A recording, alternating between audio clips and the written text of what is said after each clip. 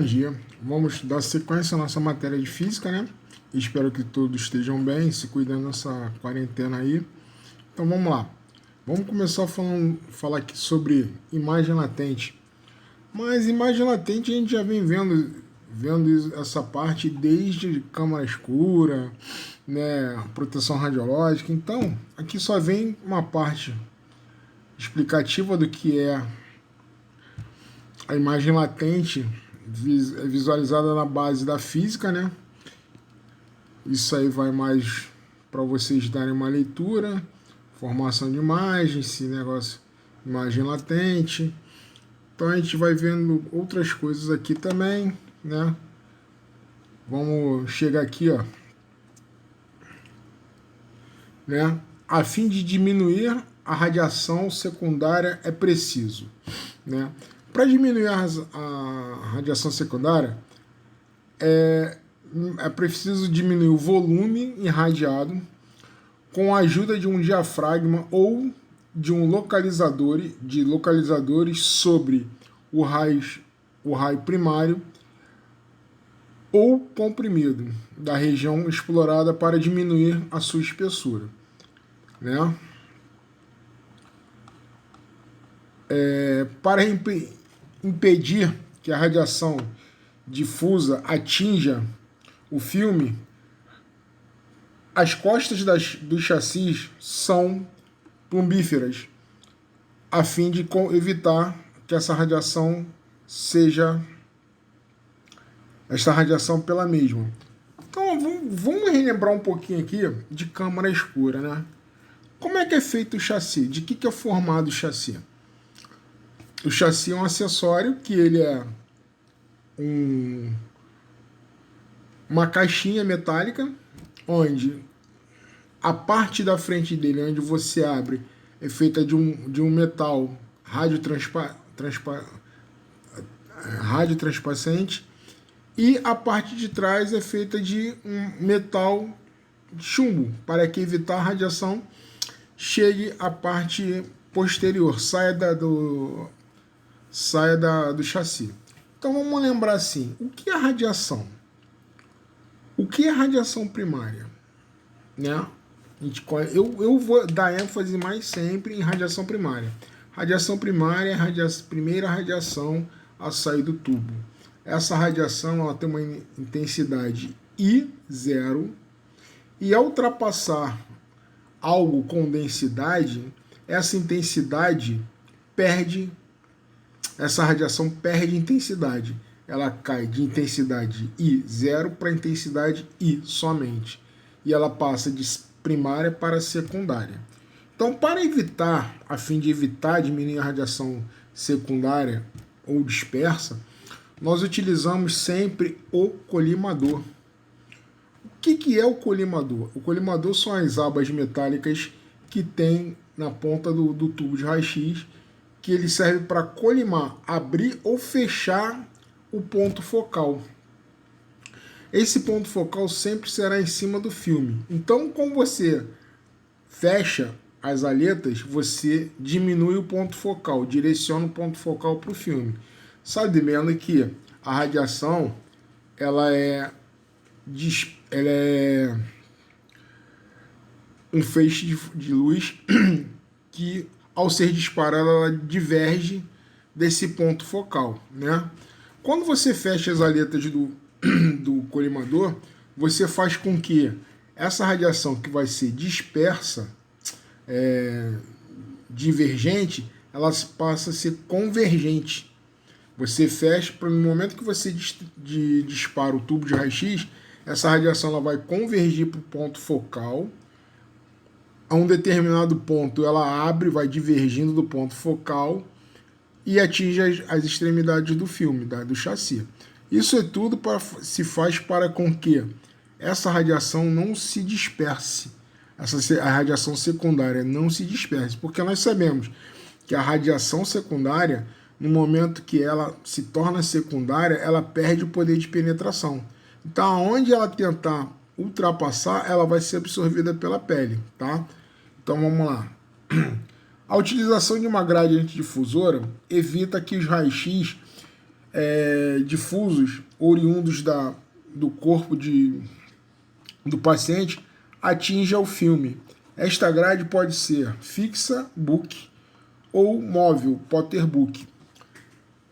O que é grade? O que é gradil? Gradil é como se fosse uma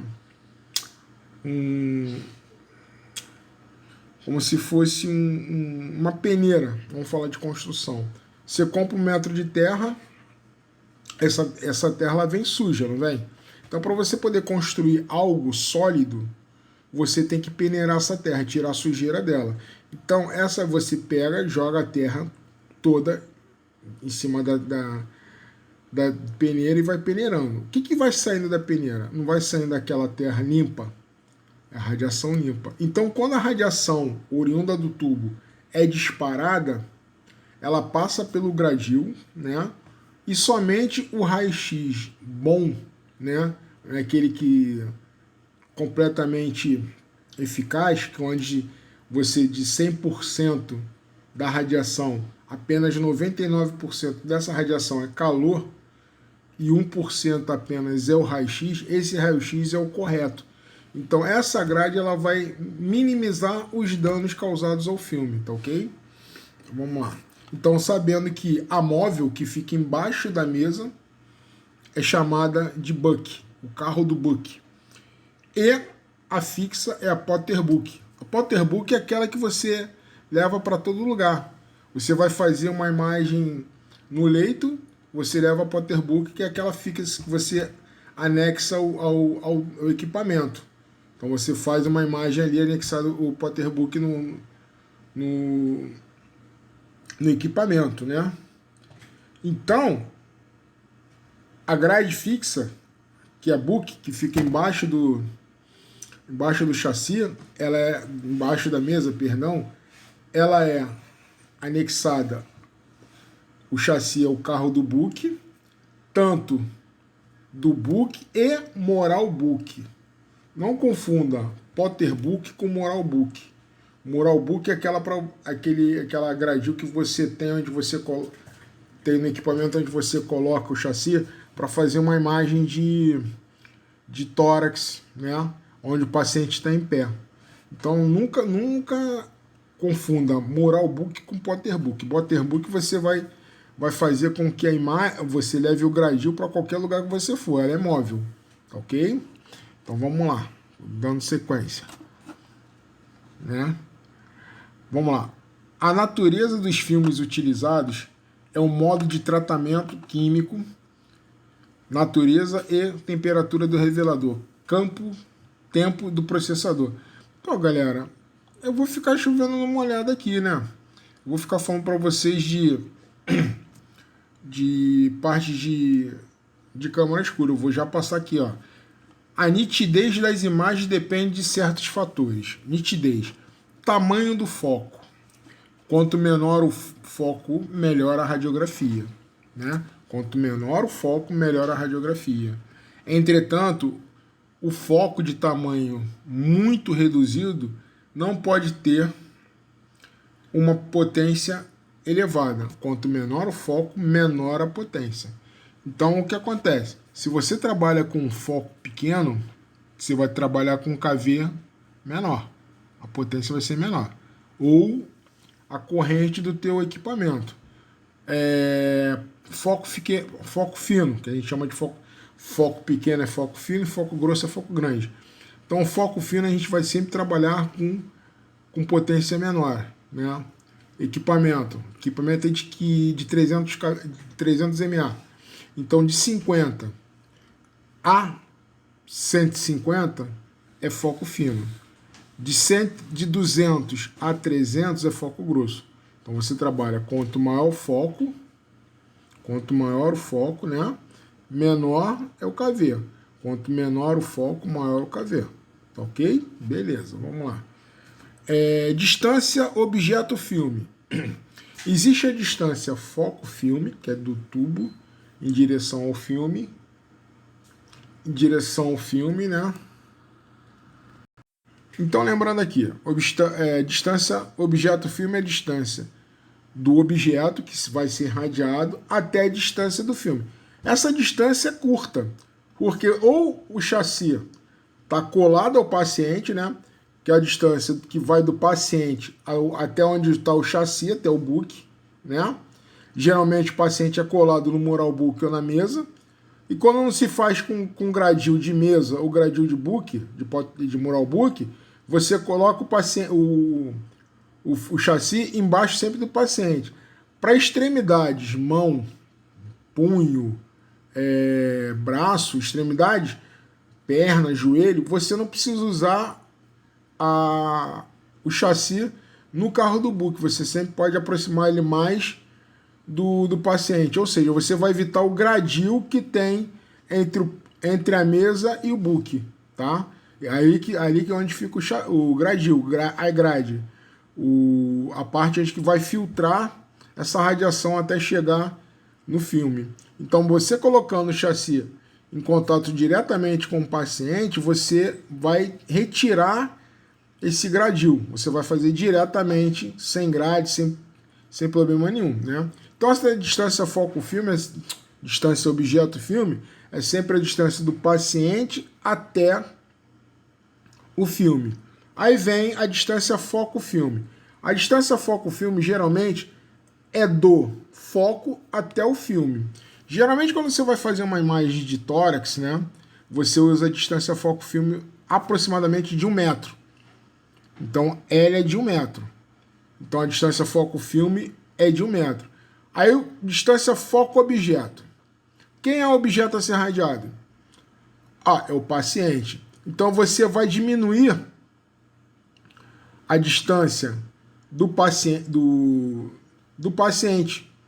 Geralmente, você não consegue visualizar a distância foco-filme, porque é uma distância longa. Então, você tem que diminuir o valor de espessura do paciente. O paciente não está colado no chassi, lá perto do chassi, então você vai tirar o valor de espessura do paciente mais ou menos 10%. Que aí vem a espessura de mural book, do gradil e tudo. Então essa é a distância foco-filme. Quanto maior, mais o flow e a ampliação diminui. Então é o seguinte, quanto você mais diminui a distância, você diminui o KV. Quanto você aumenta mais a distância, a cada 10 centímetros a partir de 1 metro, você adiciona 10 centímetros, aumenta 4 kV. Adiciona mais 10 centímetros, aumenta 4 kV. Exemplo, você tem um paciente que tem 20 de espessura. Então você vai tentar achar o KV do paciente assim. A fórmula do KV, 2 vezes a espessura mais K é igual a KV. Então se eu tenho 2 vezes a espessura do paciente é de 20, eu já tenho 40. Qual a constante do paciente? Vamos botar que seja 20 também. Então eu tenho 40 mais 20, 60. Show! Então eu tenho o KV que eu vou utilizar a 1 metro. Estou utilizando a 1 metro. Então eu vou usar 60 kV no paciente. Porra, eu tenho que aumentar um pouco mais diminuir o foco. Quanto maior a distância, menor o foco, ou maior o foco. Vamos lá, como é que é, pessoal? Não. Quanto maior a distância, maior o foco. Que ele vai abrindo, eu tenho que fazer a colimação. Então, se eu for aumentar o meu foco, a distância, a cada 10 centímetros, estou fazendo a 1 metro. Então, meu KV é 60. Vou aumentar para 1,10 m. Adiciono mais 4 kV. Então, 1,10 m, o meu KV para fazer a imagem vai ser de 64 kV. Aumentei mais 10 centímetros, 1,20 m. Então, eu tenho que aumentar mais 8 kV. 4 e 4. Então, vai ser 68. E assim sucessivamente. Tá ok, pessoal? Vamos lá. Continuando aqui. Vamos lá. Flow cinético. É devido ao movimento do paciente ou do órgão examinado. Ele será produzido no máximo se utilizado em tempos de exposição curtos. O que é flow cinético? eu quero fazer uma imagem do paciente aonde eu tenho que trabalhar o meu tempo. Meu tempo é o meu MS, né? Então, quando eu for trabalhar em cima do paciente com a mesma característica lá, 1 metro, 60 kV, o paciente tem 20 de espessura, vou fazer um tórax. Show, vamos lá. Paciente, só que eu tenho 60 kV, quero um tempo curto, vou trabalhar com o quê? Vou trabalhar com o quê? O MAS, o MA o quê? Maior ou menor? Foco fino ou foco grosso? Por um tempo menor. Vamos lá. Quanto maior o tempo, menor. Quanto maior o KV, mais penetrado, menor é o tempo. Quanto menor a penetração, maior é o tempo. Então, se eu fizer com o menor tempo, só dá um disparo, vai depender muito da movimentação do paciente, dos órgãos. Tipo, batimento cardíaco. O paciente tem arritmia. É um movimento involuntário do corpo, galera. É uma doença, mas é um movimento involuntário do corpo. Então, quando você fizer uma imagem muito rápida, essa arritmia pode causar um problema na imagem, vai causar um flow cinético. Porque se ele aumentou o batimento, ele vai fazer o quê? Ele vai fazer com que o paciente se mexa. Você pede o paciente para prender a respiração. Vamos lá, prenda a respiração. Você consegue mandar ele prender o batimento cardíaco? Não. Então você vai mandar ele prender a respiração, ele vai, mas o batimento cardíaco dele está lá funcionando. Movimentos involuntários do corpo, né? Vamos lá. Ao paciente fica nervoso, o batimento cardíaco vai lá em cima. Ele não vai se movimentar, porque o batimento está mandando. Ele pode até não respirar, mas o movimento cardíaco vai causar um flow cinético na imagem. Os ecrãs reforçados permitem a diminuição do tempo de exposição, mas acarretam eles próprios um flow tanto mais importante quanto maior na sua eficácia. Galera, o acelerador é assim mesmo. O acelerador ele vai trabalhar nessa forma. Quanto maior, menor. Então, vamos lá. Risco cardiológico. 2 unidades foram adotadas pela Conferência Internacional de Pesos e Medidas. O Becquerel, BK, e o Gray. São unidades de medidas. Então, o Gray ele já vem aparecendo desde a nossa proteção radiológica. Então, é Becquerel e Gray agora para radiação. Proteção. Quem são? Rad, Rein, Röntgen e o CI, unidade métrica, né? Sistema métrico internacional. Agora, entre o Becquerel e o Gray, tá? Essas são mais 2 informações. Vamos lá. O Becquerel é a unidade de radioatividade, uma desintegração por segundo é um Becquerel. Uma desintegração por segundo é radioatividade, galera. A gente fala de radiação, Röntgen, Rein, Rad e sistema métrico. A gente vai falar de radioatividade, Becquerel e Gray. Beleza? Então lá, uma unidade de radioatividade, uma desintegração por segundo é um Becquerel, um BQ. Unidade de radioatividade, Becquerel ou Gray. Esta unidade é infinitivamente menor do que a de Curie. Nós vimos Curie lá em proteção radiológica também, né? Senhor e senhora Curie, Marie Curie e o marido dela. Menor que o Curie, esse aí, que vale 3,7 vezes 10 a décima Becquerel. Então, o Curie é bem melhor. Quando entrou o Becquerel, ele conseguiu definir a unidade de radioatividade, que uma unidade de Becquerel é uma unidade de radioatividade, tá? Vamos lá. Com efeito, este depende mais da natureza do composto radioativo, da qualidade da radiação que ele emite. Quem são as radioatividades? Alfa, beta e gama. Ou gama, né? Um desses três. O isótopo de gama, né? Os isótopos de iodo são testados, são medidos em Becquerel. Só que o isótopo tá complicado, filho, tá complicado. Velhinho tá aqui, hein? O isótopo de iodo, ele é feito um tratamento também de contraste. Só que esse contraste, ele é uma unidade bem menor e com tempo de vida bem menor. Entendeu? Nem todo mundo pode fazer o uso do contraste iodado por problemas de saúde. Tem gente que é alérgica e tem gente que não é, mas tem as contraindicações. O chamado sintomas excessos. Quais são esses sintomas? A sudorese, a pessoa toma um contraste iodado, ele não sabe, ele pode ter náuseas, sudorese,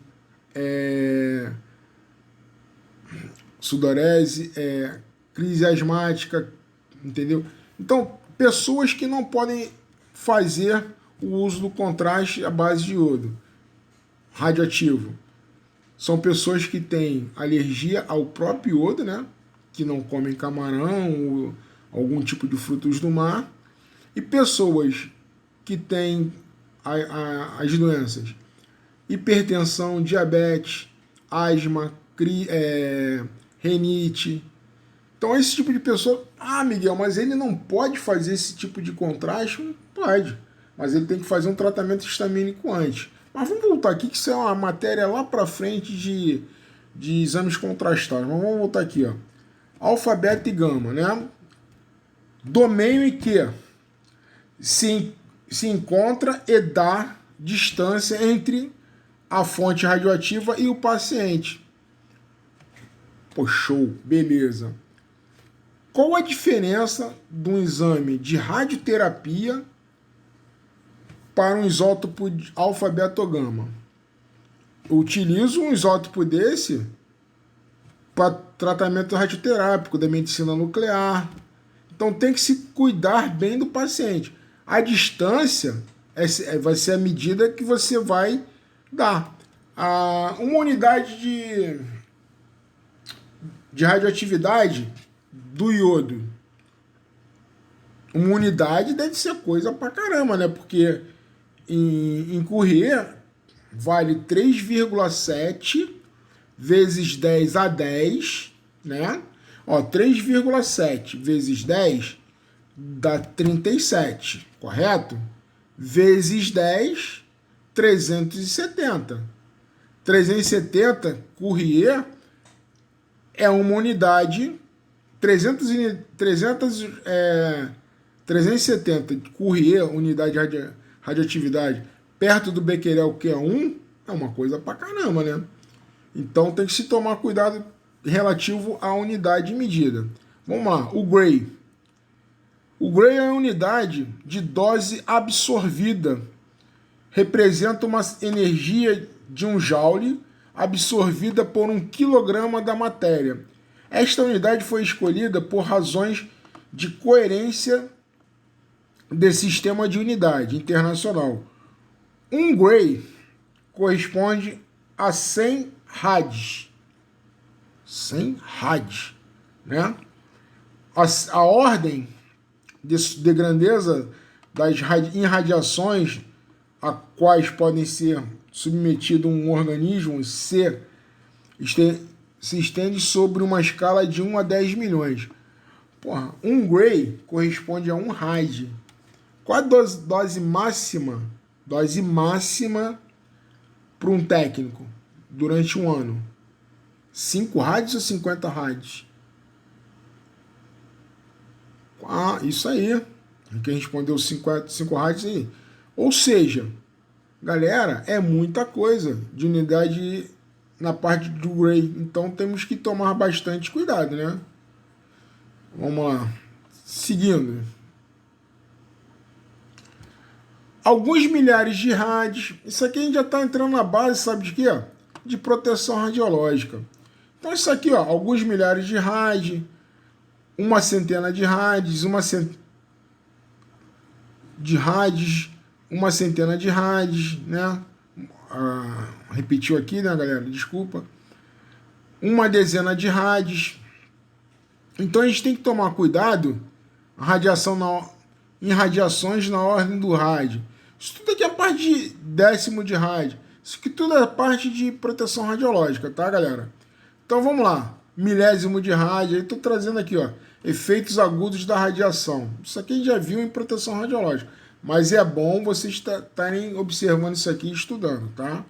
Vamos lá. Formação da imagem, 300 rádios localizados, onde ocorre, corpo inteiro. E por aí vai, tá? Deixa eu só pegar aqui para vocês também, né? 600 rádios. Aí vamos ver aqui agora o que vem. Vamos lá. Os efeitos da radiação no organismo, a reação de um indivíduo à radiação depende de diversos fatores. Pô, isso aqui, pô, Miguel, mas tu tá vendo? Proteção radiológica sempre é bom lembrar, né? A gente já viu a parte toda da matéria, da formação da matéria. Agora a gente está entrando um pouco no que seria a parte de proteção radiológica. Todo técnico de radiologia tem que estar preocupado com a radiação, galera. Aqui, ó. A excitação é a adição da energia de um elétron orbital. Isso aí tudo a gente já viu, né? Então vamos dar sequência, vamos lá. Vamos lá, pra gente... Ah, aqui. Isso aqui é o bom, né? A ação dos raios-x sobre as células sexuais sobre o gene traz como consequência alterações, mutações na transmissão de caracteres hereditários, né? Vamos lá. Aqui tem alguns efeitos que a radiação causa nos genes do ser humano em relação à dose, à superdosagem, né? Vamos lá. Os efeitos no organismo dividem-se em efeito somático, reversíveis, condicionais e irreversíveis. Vamos lá. Efeito somático é o efeito que pode aparecer no indivíduo irradiado. Exemplo, epilação critena, mesmo que teoricamente não exista dose inócua, na prática os efeitos somáticos seguem a seguinte ordem. Os efeitos somáticos reversíveis são as doses que podem ser reversíveis. As células retornam ao seu estado de pré-irradiação. O que seriam esses efeitos irreversíveis? Galera, se lembra quando foi falado sobre proteção radiológica e o que acontece quando um técnico ele tem uma hiperdosagem? O que acontece com ele? E como é que a gente acaba visualizando e descobrindo se esse técnico ele tem uma superdosagem? Através de quem? Do dosímetro, né? O dosímetro ele é examinado mês a mês. Então, se o técnico ou o paciente tomar uma superdosagem, os reversíveis são aqueles que o técnico tomou uma superdosagem, ele foi afastado das suas habituais condições de trabalho, né, suas funções, ele é afastado, não perde o salário, continua recebendo, mas ele passa por uma verificação, vai fazendo exames para ver se essa dosagem, essa hiperdosagem que ele recebeu, vai sair do organismo dele. Show. Consegue? Consegue. Agora, as condicionais. quanto as células são afetadas de tal forma que uma dose igual ou menor à primeira impede o seu retorno ao estado de pré-irradiação. Galera, isso acontece muito, sabe como? Quem gosta de praia, né? Praia, todo mundo gosta de praia. Hoje em dia não, que a gente está na quarentena, não pode ir para praia. Mas quem gosta de ir para praia é ficar torrando no sol, né? A pessoa chega às 6h30 da manhã na praia, sai 5 horas da tarde e fica lá exposto, né? Só fica virando que nem um bife à milanesa, né?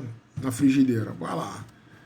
E toma-lhe radiação do sol. O sol é uma radiação. A luz que o sol emite é uma radiação solar. Não deixa de ser prejudicial. Então, quando você toma uma dosagem excessiva da radiação solar, o que acontece com o seu corpo? A queima, eu fico vermelho, queimo, não sei o que, depois começa a descascar. Exatamente. Seu corpo vai tomar uma dose excessiva, vai ficar queimado, vai ficar vermelhão, depois quando passar essa vermelhidão, vai aparecer aquelas bolhas de água que não são nada mais que para refrescar a epiderme. Aí o grato lá, né, o engraçadinho, vai lá, estoura aquela bolha de água e começa a descascar. Show de bola. Aí isso foi uma praia uma semana, na semana seguinte tá assim. Aí, eu tenho que tirar essa pele aqui, que não sei o que eu tenho que voltar pro sol, que eu amo o sol, que não sei o que, e vai lá. Tá descascando. Ao invés de esperar o tempo necessário para a pele retornar ao estado normal, não. O que ele faz? Ele volta para a praia e queima por cima daquela pele. Vai chegar um determinado tempo que ele não vai conseguir mais tirar aquela pele. E aquela pele ali, ela vai se tornar câncer de pele. Porque conforme você vai queimando pele sobre pele, epiderme sobre epiderme, ela vai se tornando parte intensiva ali do seu organismo. Então ela monta aquelas pintas pretas que se tornam câncer de pele. Todo mundo já viu. Ninguém consegue ficar parado com a pele descascando, sempre volta para a praia e toma nova dosagem. Para se voltar, tem que se tirar completamente aquela pele ressecada do seu corpo para poder voltar novamente a tomar sol. Então vamos lá. Esses são os efeitos condicionais que esse exemplo que eu dei da pele pode se tornar irreversíveis também, condições irreversíveis. Quando ocorrem mudanças permanentes na célula ou sua destruição. A nossa pele é uma célula.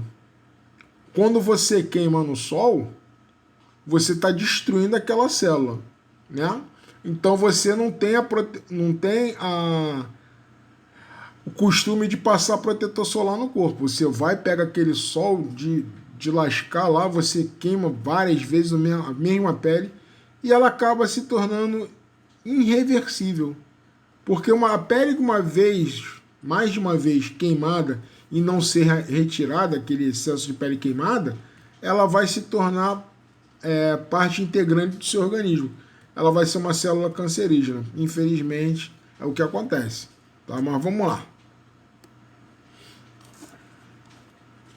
Tá. Formação da idade, vamos lá. O retorno à normalidade ou recuperação requer um tempo de descanso sem novas exposições, denominado como tempo de eliminação, que varia com a quantidade de raios-x absorvidos e a radiosensibilidade das células atacadas. A gente sabe que o técnico, quando tem um excesso de dosagem, uma alta aplicação, ele é afastado e é detido de todas as suas funções no trabalho. Então ele só volta quando estiver completamente restaurado. Então essa é aquelas reversíveis, né? Efeito hereditário ou genético.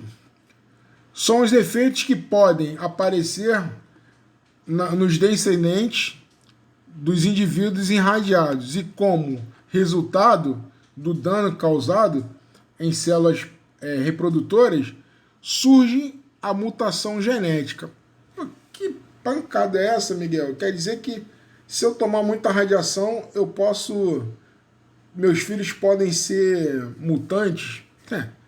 Mutante não é igual aquele do X-Men, né? Mas você tem que tomar cuidado porque logo na história, no princípio, né, quando surgiu o raio-x, né, a área, muitas pessoas que foram fazer o raio-x, alguns morreram de superdosagem, perdiam cabelo, não conseguiam ter descendentes, né, filhos. Por quê?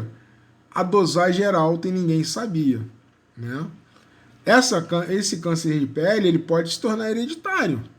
Você tem câncer de pele, uma vez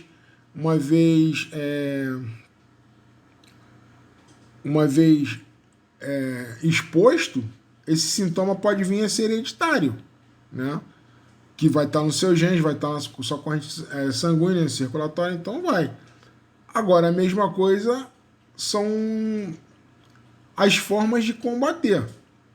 Hoje eu combato um câncer através de uma radioterapia, que são bombardeamentos de radiação, radioatividade, em cima de um tumor, mas só que é completamente controlado.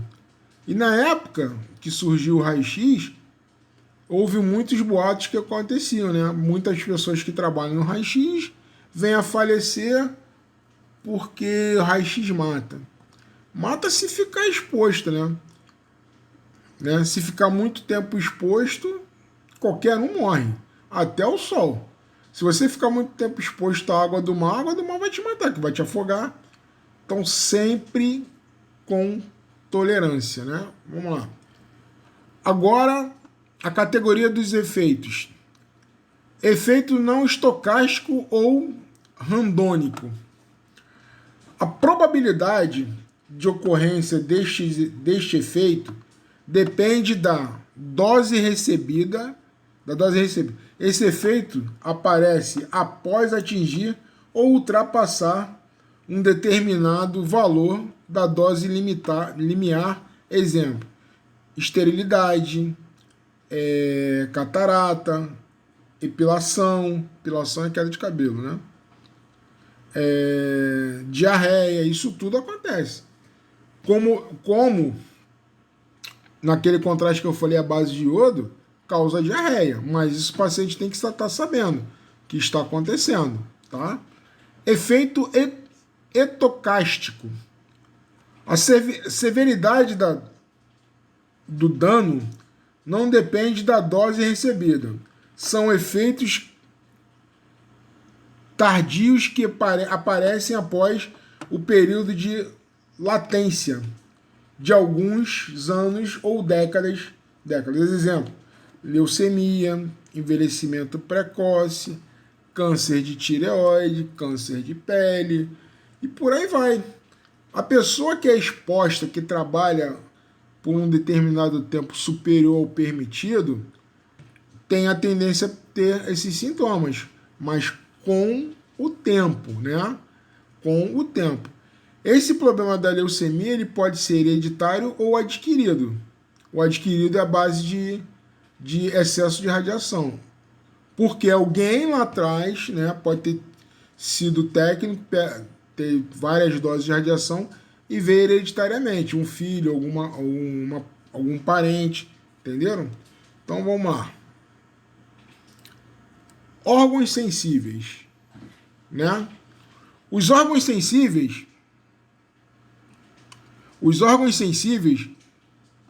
devido aos vários tipos de células e órgãos do corpo humano, há uma variação na sensibilidade à radiação.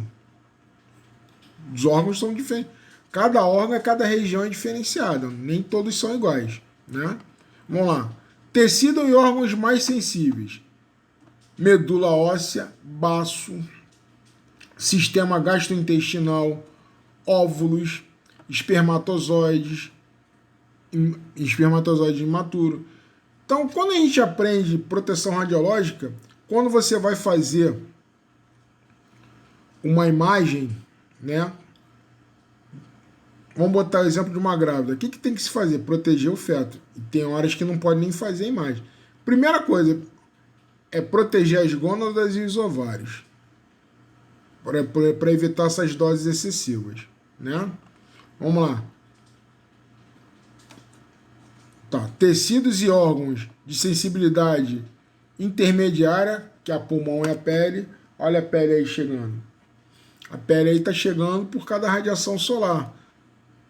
Protetor solar. Tecido e órgãos menos sensíveis, músculo, ossos plenamente desenvolvidos e células nervosas. Tá? A pele é sensível das radiações de fraca energia, por isso um filtro de alumínio é colocado na sala do tubo de raio-x, suprindo-os eletivamente. As radiações cutâneas absorvem as doses utilizadas unicamente em radioterapia. 150 a 200 rádios provocam uma erictemia, aquelas erupções, né?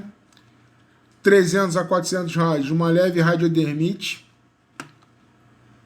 600 a 800 rádios, uma radiodermite, né? Dores nas articulações.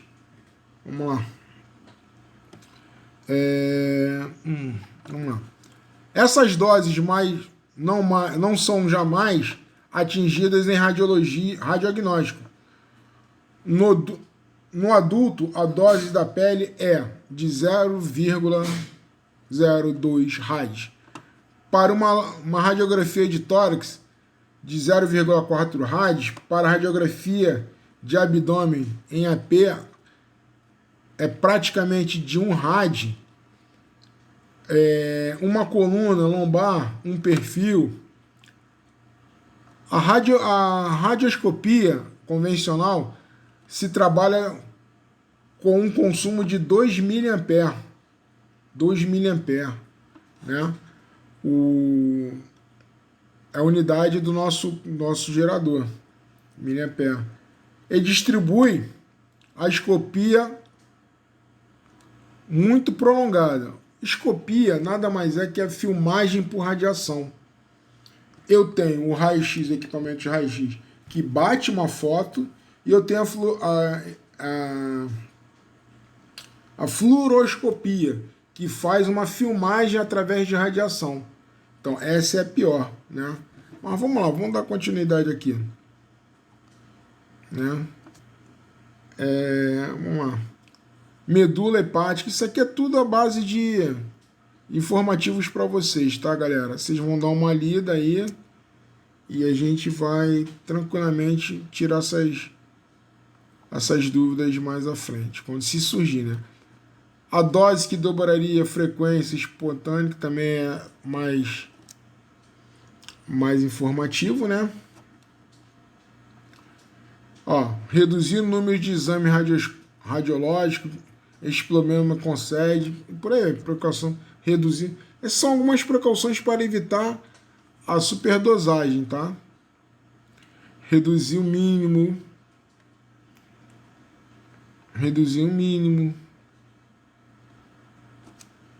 Né? Vamos lá. Ser avaro de radiações, radiografias. Tá. Agora aqui, em conclusão, as explorações pelo raio-x continuam sendo um método de diagnóstico insubstituível. Vocês imaginam como que seria hoje a área de saúde sem o raio-x, sem o radiodiagnóstico? Não tem como pensar, né? Com as condições de respeitar certas regras, o risco é ínfimo, dado as doses utilizadas. Assim, uma temporada de 3 semanas a 1.800 metros acima do nível do mar. A altitude onde a radiação é natural e triplicada, acarreta radiações mais importantes que as diversas radiografias normais. Agora eu tenho aqui para vocês um exposímetro automático de dose, tá? Isso aqui vocês podem ler normalmente, isso aqui é mais informativo. Agora, galera, deixa eu só falar para vocês, eu trouxe aqui um questionário para vocês com aproximadamente 50 questões, tá? O que nós vamos fazer? Nós estamos encerrando a aula hoje, tá? E eu quero que vocês façam esse questionário e o enviem para mim pelo meu e-mail, com o nome certinho, a turma, e vai valer como nota. Então, anotem o meu e-mail. É o miguel.lima1942@gmail.com. Tá ok, galera? Espero que vocês tenham gostado das aulas e ficamos por aqui nesse momento. Mais à frente voltaremos com algum tipo de matéria, alguma outra matéria, tá ok? Um forte abraço para todos e tenham uma boa semana.